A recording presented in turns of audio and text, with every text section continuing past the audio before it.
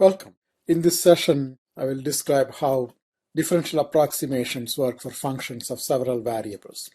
To keep things simple, we will just look at the case of two variables. The general case, you just get more terms, one corresponding to each variable. So first, let's recall how differential approximation for one variable works. I have a function f of x. If x changes by a small amount dx, then f changes by approximately df, which is f prime of x dx. So f of x plus dx is the starting value f of x plus slight change f prime of x dx. There is an error in here, of course, that error but is small compared to dx. Now let's look at the case of functions of two variables. So a function of x and y. I let both x and y change, x by dx, y by dy. So what happens now? Well, you can think of the change occurring in two steps. First, change x to x plus dx, then y to y plus dy. So the second step, the value of x stays at x plus dx. So y goes y to y plus dy. So there will be a change in f. That will be the derivative of f with respect to y times dy. Of course, there's a small point you should notice, which is that x is at x plus dx, so I should do this derivative at x plus dx. Of course, there is an error here, but it's small compared to dy. Now, we keep y fixed, so this term will stay as where it is, and we approximate this using the one variable differential approximation.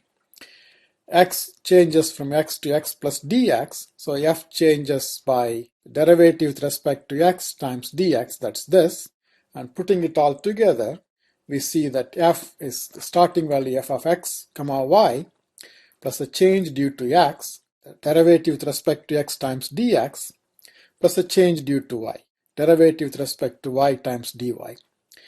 This error in the second step is small compared to dx. But now we have this complication that we have the derivative with respect to y at x plus dxy.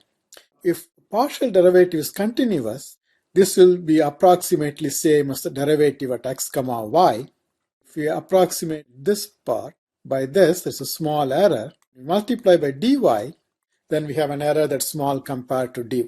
Altogether, then, we have this differential approximation with error that's small compared to dx plus dy or larger of dx and dy, whichever way you want to look at it. So let's look at this to see what the pattern is. I change x by dx, y by dy. Then there is a change in f due to change in x, which is given by the derivative with respect to x times dx. There is also a contribution from y, derivative with respect to y times dy. And this gives us approximately the total change in f.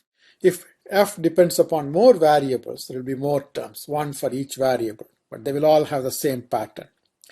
Derivative with respect to that variable times the change in that variable.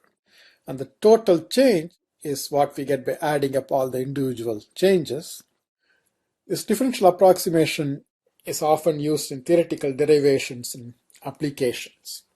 We will make use of this to prove the chain rule later session.